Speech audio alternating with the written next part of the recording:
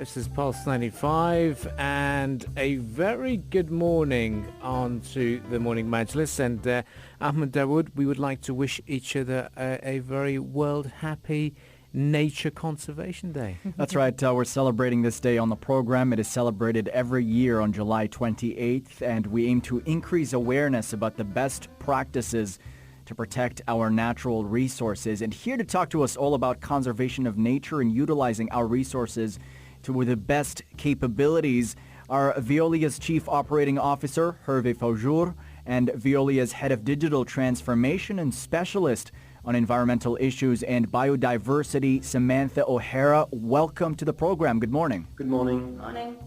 Let's start talking about what exactly World Nature Conservation Day is and why it's important. So I think that we are all in our day-to-day routine focusing on logistics and kind of racing against time. And all those special days are acting like a wake-up call. So we need to step back at some stage and become aware again and get out of the routine and look at the global picture.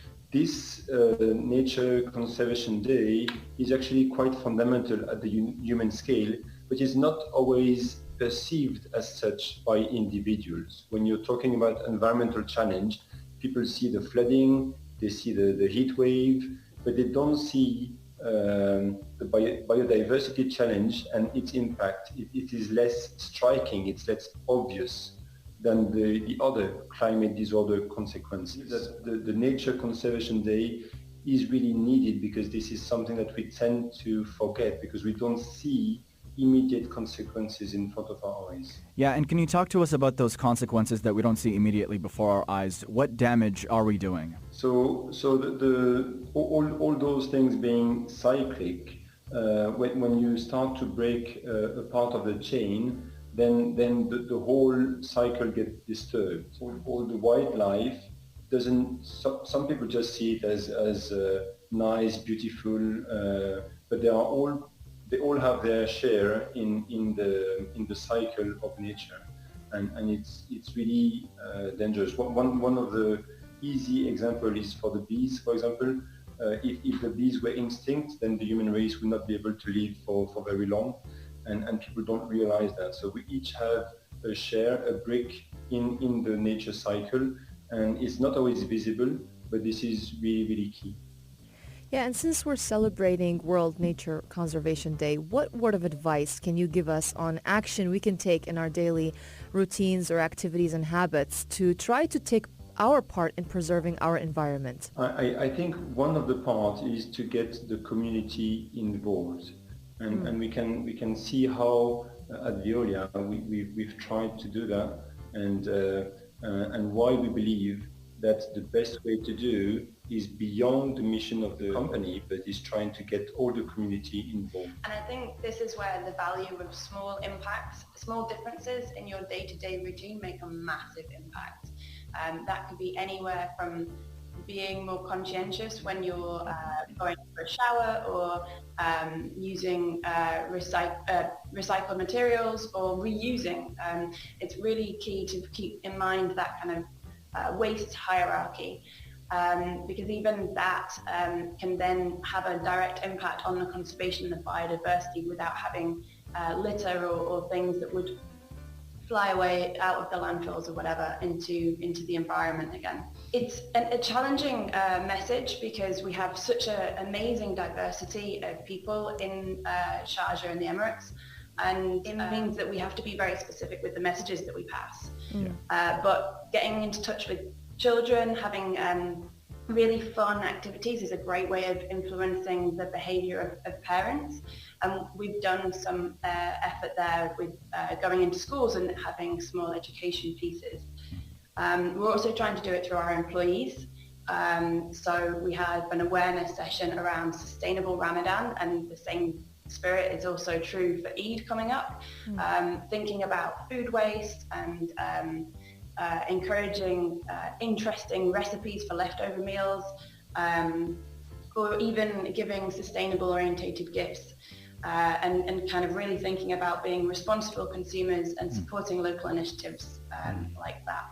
Both of you touched on this one aspect in your answers. It must be challenging building messages to the public to have that sense of awareness. What would you tell a listener who is apathetic towards all of this, who doesn't really care about sustainable practices, who doesn't see the negative impact? How would you make it clear to them in a concrete fashion? I think, first of all, I do understand, and we even had to educate our people. We've done some surveys, some biodiversity assessment in a few of our sites, and initially the plant manager was saying, but why do we do that?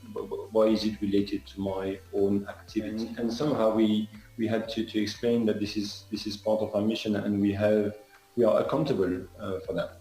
If I take one example, we have desalination plants, and the desalination plant is basically taking water from the sea, leaving the salt behind and making it potable for all our usage. But this raises a question, is what about the salt that we leave behind? So every year we are making some survey around our outfall back to the sea, and we're monitoring what is the impact on these species. Are the species growing or reducing? And what is the intensity of their development. Mm-hmm. And through these messages, we could see that the employees were getting involved and committed, and were actually proud of what they were doing. And we saw also that it was answering a need of the customers to know that. And if I want to be more practical about what could be the impact, I think that those who have stayed a few years in the Middle East have seen from time to time what we call sometimes red tide or algae bloom on the beach. And then you see that you cannot swim, that the smell is bad. Mm-hmm. And this is something that can be prevented by having more strict regulation, which is implementing in the Middle East. Mm-hmm. And a few years ago, I participated in an upgrade of the wastewater plant of Sharjah, where not only were they treating the organic, which is the European standard, but they were going beyond that to treat all the nutrients like nitrogen and phosphorus, because when they're discharged to the sea, they will enhance the growth of algae. So we see that beyond the strict compliance to the standard, we see that we have to see the global picture and our global responsibility. And we see that, again, some small action can have a huge impact. And I think this kind of example shows how much dependent we are on our environment. And if we unbalance it, then we can have algae bloom, which will really affect not only the people going to the beach, but the whole industry and even the potable water system.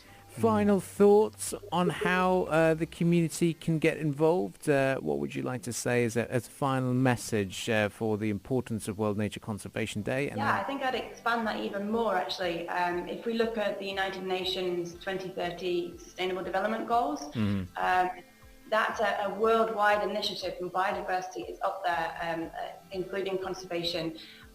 So it is so important for our region, for Sharjah in particular, but also for the world.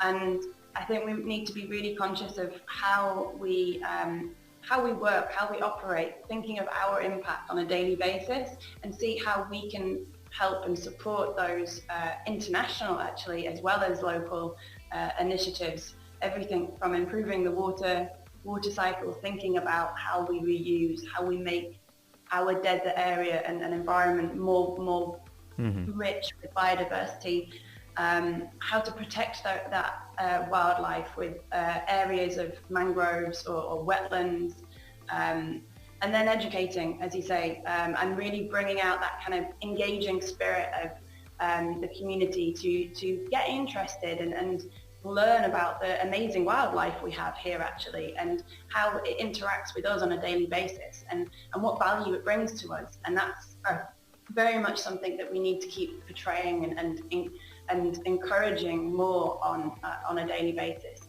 As we said before, those small differences are going to make the big impact.